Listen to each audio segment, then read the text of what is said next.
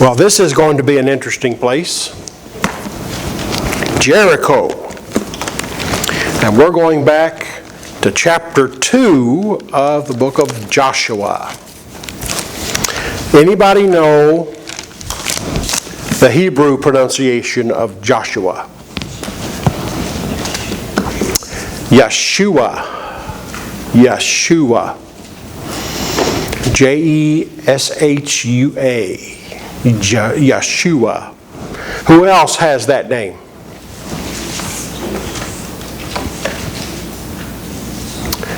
That is the Hebrew rendering for Jesus.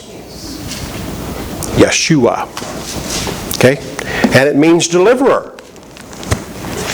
And certainly that is exactly what he was. All right, we're back to Joshua chapter 2. Let's look at the map. The children of Israel now have come up this side, the Dead Sea. Oh, and by the way, that the Dead Sea, you can almost walk across there. It is so low. The water has gone down so low. You could almost walk across there to the other side. It's pretty scary. They came up and they came to the Jordan River. Now, do you remember how they crossed the Jordan River? Pardon?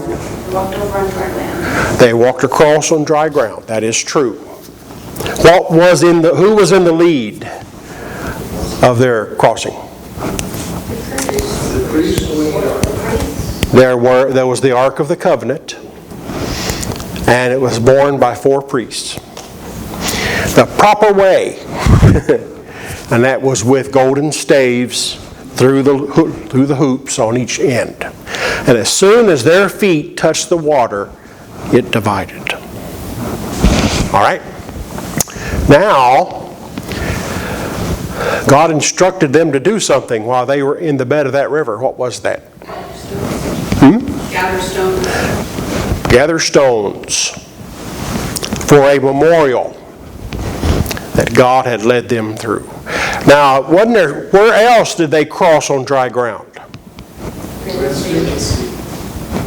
The Red Sea. All right? The Red Sea. And so the priest, as soon as the priest's foot touched the water divided, and they crossed, and they headed for their first city, and that was Jericho.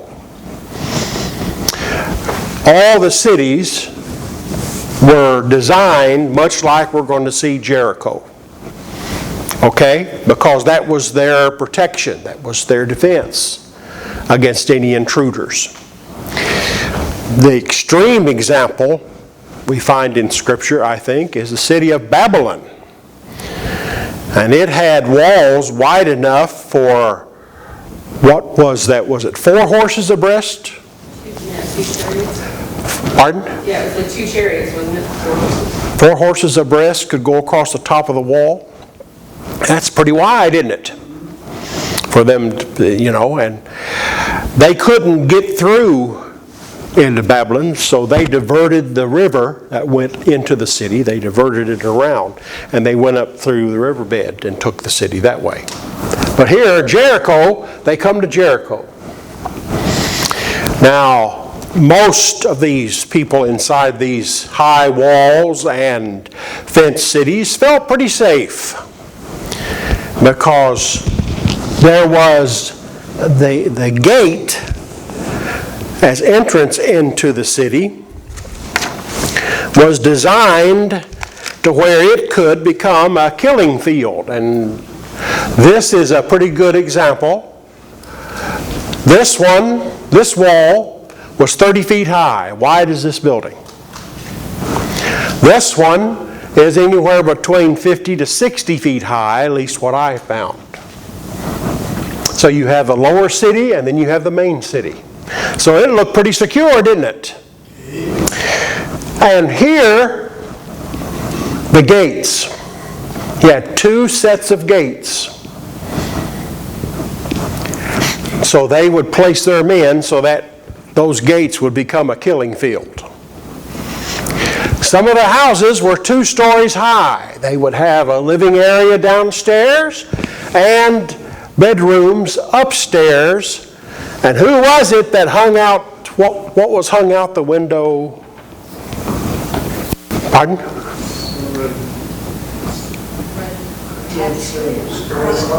It was a scarlet. We call it red, don't we? A scarlet cloth. So it had to be out of a 2nd-story window in order for it to be seen. All right? Now that is a pretty good, and I have a Bible program where this came from, and I put it on the thing, but if you'd like a copy of this, I'll be glad to print you off a copy for your own personal study, because it talks about the walls, it talks about their living situations, it talks about what it was named before it was named Jericho, and there's as you can see, there's a lot of information up there. But I don't care how tall the walls are, and I don't care how strong the army they think they have. Nobody can beat God, now can they? Okay, so, all right, now, next stop. So here's an illustration of those walls. And they did look pretty formidable, didn't they? Okay, see, this is pixels are kind of screwed up here a little bit, but you see the soldiers down here and the walls, and then if they got through the first one, then they'd have to try to get through the second one. So they felt pretty secure. All right? And, all right, let's go to another one here. This is not how the walls of Jericho fell.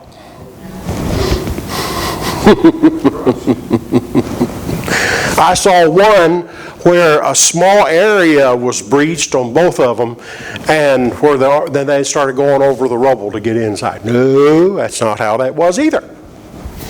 But I wanted to put that up there because that's not it. Okay, and I'll show you in a little bit. All right, let's go to the next one. There is Jericho today. Right there. Okay? Looks pretty barren, doesn't it?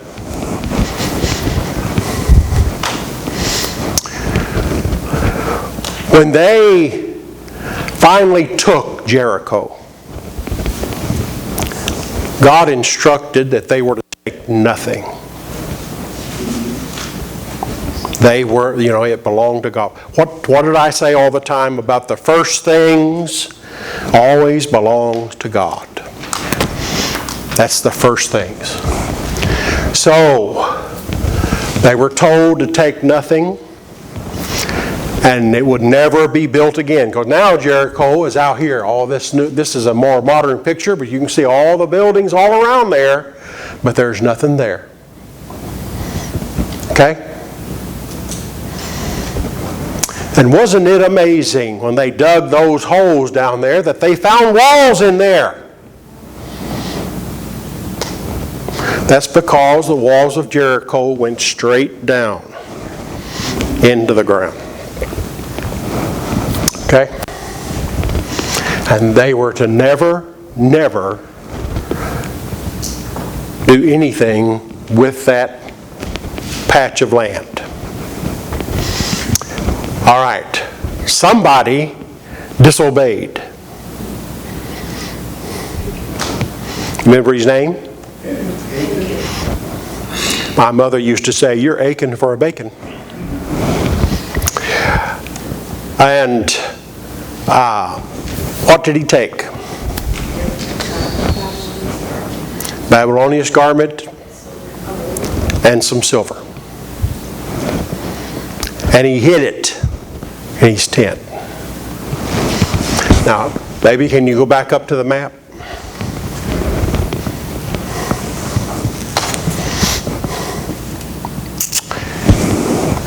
Right here, see AI? Everybody see AI? there? That was their next place to conquer. They would, and they even decided they didn't need everybody to do it. It's just a small place, shouldn't be a problem. But they were beaten back terribly, many losses, and they came back and they said, what went wrong? And Joshua went before the Lord and said, what happened? Okay? You know, that's a very good thing to remember. There's always a reason for failure. Okay? And it's never the Lord, is it? Always a good reason for failure. So then they started having each tribe. And they slowly worked them down to the tribe of which Achan was a part of. Then they started going through the head of each house till they got to him. And he was it. Now his punishment was very severe, wasn't it? They took him, his family, everything he owned out into a valley that's now known as the Hinnon Valley. That's right, isn't it, Brother Johnston? The Hinnon Valley. And there they burned it. And that valley today is their dump site. Okay? The temple where they had a trough-like thing. When they sacrificed the animals, that blood would drip into that trough and it would go out into the Hinnon Valley. Okay, it was not a good place. Of course, I don't think they do that now, but back then that was the place. Okay, baby, let's go down a little more. We got some overheads, a little wider picture of that area. And it looks pretty desolate, doesn't it? Okay? Because they were to bring all of the gold and silver and precious stuff, they were to take it to the Lord's house. It was His. It belonged to Him. Now, I realize I'm preaching to the choir, but listen. People need to be reminded that whatever we make financially is not ours to begin with. That's right. It all belongs to the Lord, first of all. And then when we give a portion back to Him, we are redeeming our paycheck, all right? We're buying it back because it all belongs to Him in the first place. And so Israel had a great loss. They lost at Ai and they drove them back. And they found him, they destroyed him, and then they went back to Ai the second time and they took it without a problem. All right. So now let's back up. They come to Jericho. Back up one, please, sweetie. Another one. Keep going. One more.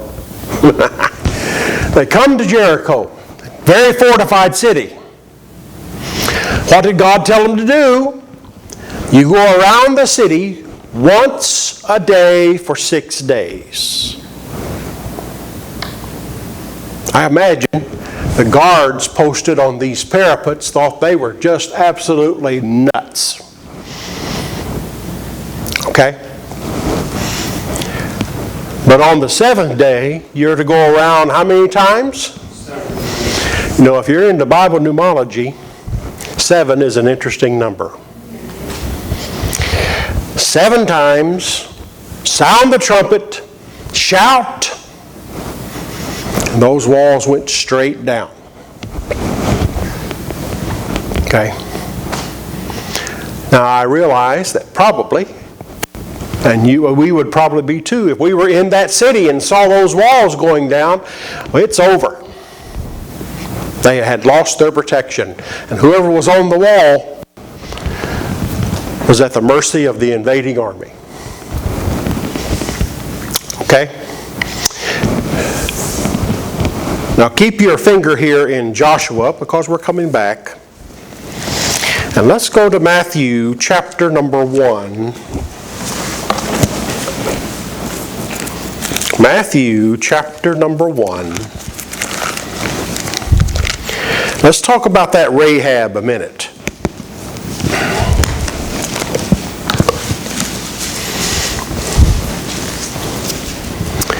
She entertained the spies. What was she, by the way? She was a prostitute, what we would call today. A harlot, yes. Matthew chapter 5, and notice, Matthew chapter 1 and verse number 5. And Salmon begot Boaz of Rahab, or that's Rachab, but that's Rahab. And Boaz begot Obed of Ruth. So this means that Rahab was the grandmother of Boaz, doesn't it? I think it's kind of, how the Hebrew people were so, you have to be a pure Hebrew, you have to, how many of you remember the Nazis claiming that they wouldn't allow anybody that had glasses, or they had to be perfect specimens of the Aaron race? Well, this harlot was in the line of the Messiah, right? Hebrews chapter 11. Hebrews chapter number 11 down to verse number 30.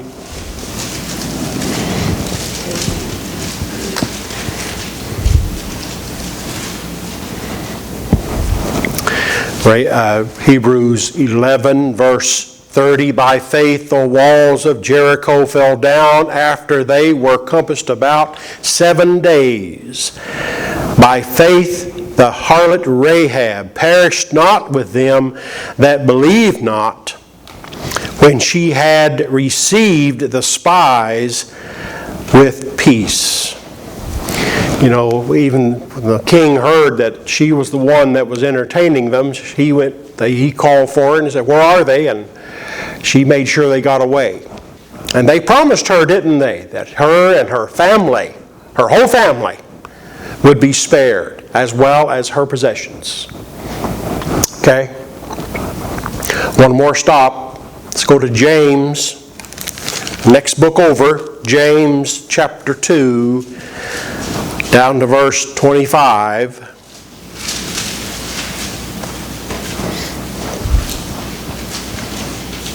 I think it's important that we be reminded that faith is a verb.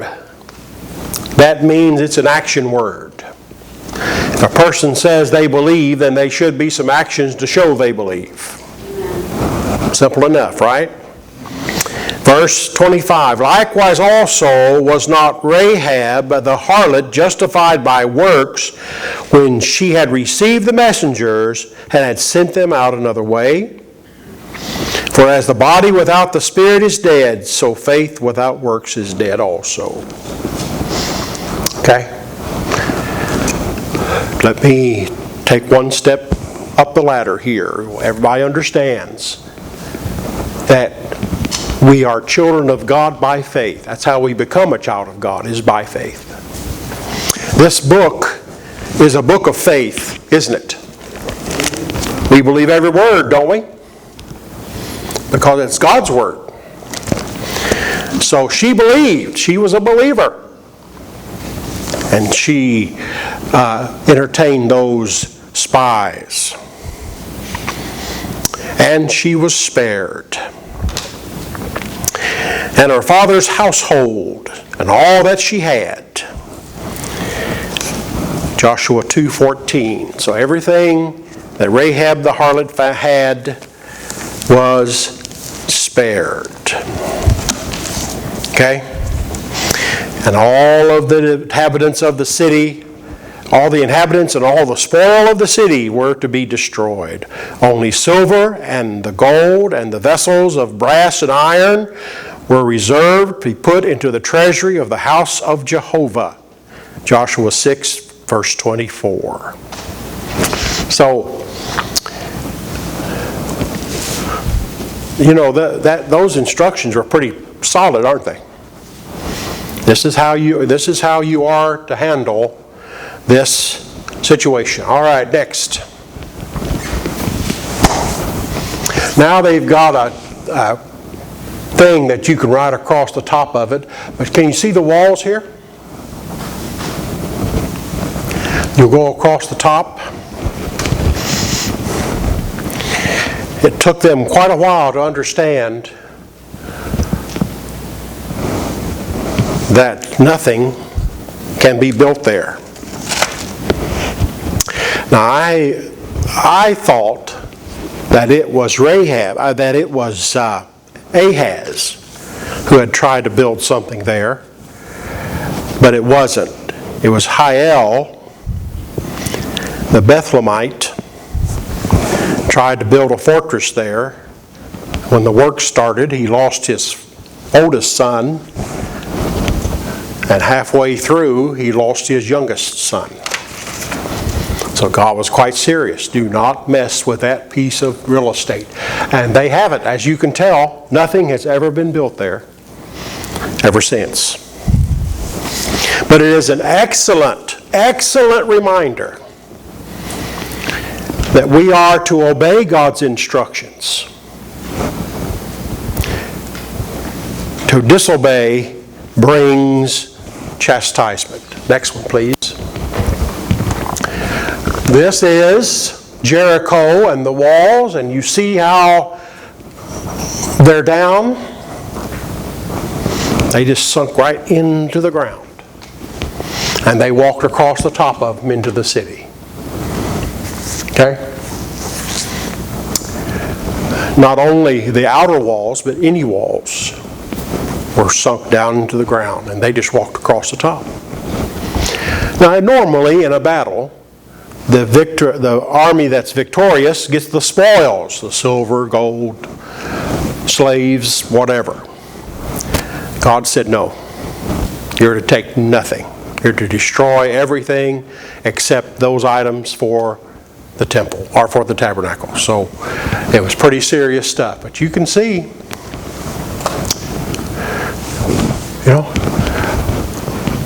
Now the reason we're going through some of these places is the next time you find Jericho, I hope that you'll be able to remember the walls, the city, Rahab, the victory that Joshua and the children of Israel had, and what happened when they disobeyed and suffered great chastisement. Is there another picture? Okay. And that's Hebrews 11:30. By faith, the walls of Jericho fell, and the army had marched around them for 7 days. That must have been pretty strange for them, you know it? Must have been pretty strange for them.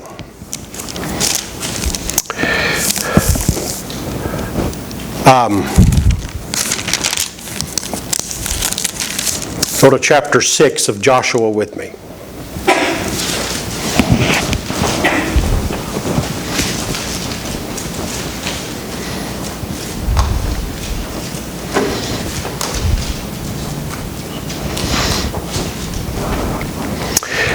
They're getting ready for that seventh day march. Okay? Now Jericho was straitly shut up because of the children of Israel. None went out and none came in. Most cities of that time, they were, remember the word besieged? They would close the gates, lock everything up, no one out, no one in, and the invading army would simply surround it. Now, do you remember when Jerusalem was surrounded by the Babylonians? Okay? For 3 years. No one out, no one in. Can you hold your finger here a minute? Oh, and we'll go ooh together. Okay? Let me make sure I've got my marking right here.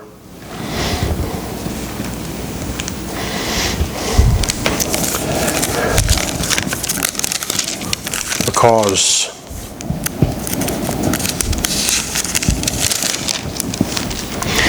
all right, keep your mark in Joshua. Let's go to 2 Kings chapter 6.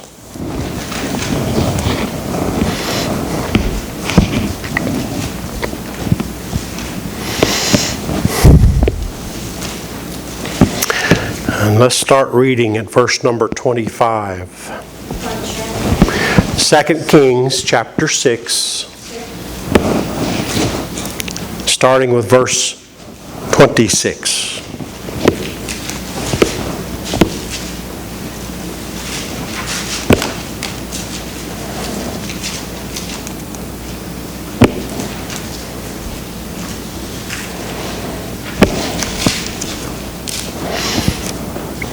And as the king of Israel was passing by upon the wall, there cried a woman unto him, saying, Help, my lord, O king.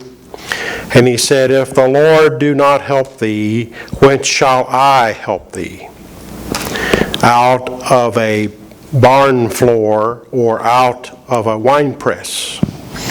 And the king said unto her, What aileth thee?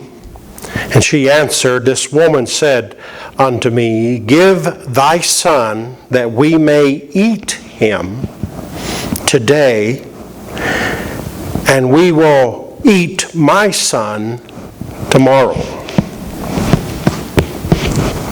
Isn't this gross? So we boiled my son, and did eat him. And I said unto her on the next day, Give thy son, that we may eat him. And she had hid her son. This is also the chapter where they were eating dung, a mule's head. Now that gets pretty serious when they start eating people, right? Well, you see, when they surrounded the city, when they besieged the city, they would not let anyone in. And they're out there, offering food and just open the gates for us, and we'll come in and bring what you need. And 3 years of that, and it got pretty serious, didn't it? All right, back to Joshua. Joshua chapter 6. This is the 7th day. And verse number 2 of Joshua chapter 6. And the Lord said unto Joshua, See, I have given into thine hand Jericho, and the king thereof, and the mighty men of valor. And ye shall compass the city, all ye men of war, and go round about the city once. Thus shalt thou do 6 days. The 7 priests shall bear before the ark 7 trumpets and of ram's horn.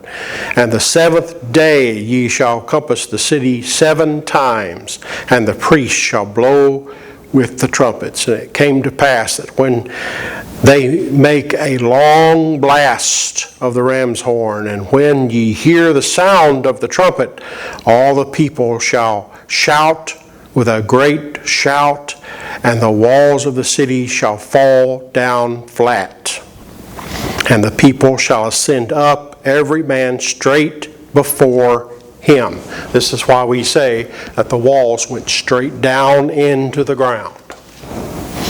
Okay, and Joshua, the son of Nun, called the priests and said unto them, Take up the ark of the covenant and let 7 priests bear 7 trumpets of ram's horn before the ark of the Lord. And he said unto the people, Pass on and encompass the city, and let him that is armed pass on before the ark of the Lord.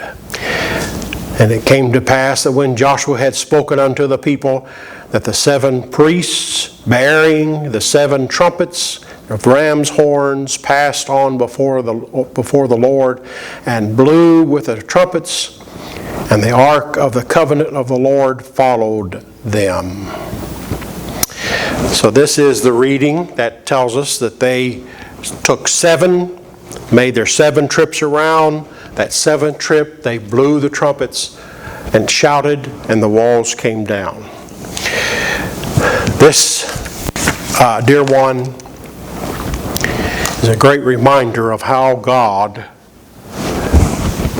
took care of that city, as well as taking care of many enemies that they faced in their time of conquering the land.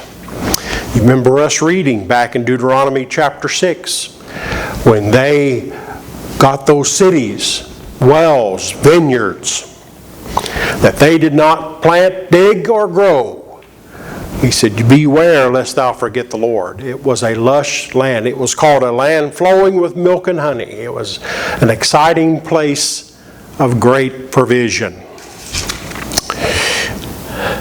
I hope that I would recommend to you that you read the first 6 chapters of the book of Joshua as they conquer the city of Jericho. All right. Any questions? Anybody want to add?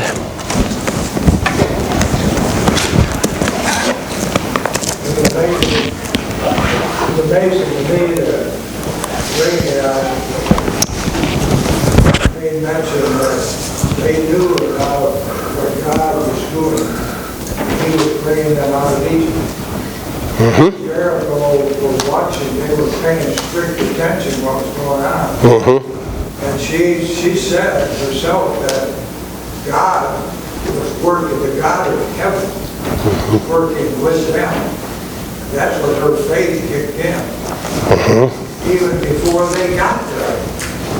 She already knew what was going on. Well, you know, word no doubt traveled as the children of Israel crossed the Jordan on dry ground and piled up the rocks as symbols of a memorial to remember their victory. So no doubt word was spreading. Okay? Now, Josephus, the Jewish historian, said that the king of Jericho sent word to Egypt that they were about to be besieged and facing this situation, but Egypt did not respond. There were several other occasions when the king would send word to Egypt asking for their help to fight off an army, and most of the time they didn't come. Yes? Well, Egypt's military was destroyed. God destroyed them in the Red Sea. Yeah. And so Pharaoh's wife took over, and she didn't have the fortification of an army to respond. That's why all that came apart. Yeah, that's right. Yeah. And his wife's name was Nefertari. That was her name, and she was quite a queen. There was another queen that reigned in Egypt that has very little, because it was, a woman reigning over Egypt was not considered to be, had to be a man. He had to be a pharaoh. But this was a woman. She did a lot of great things for Egypt. But that's very true. Their army was destroyed, and they didn't have any.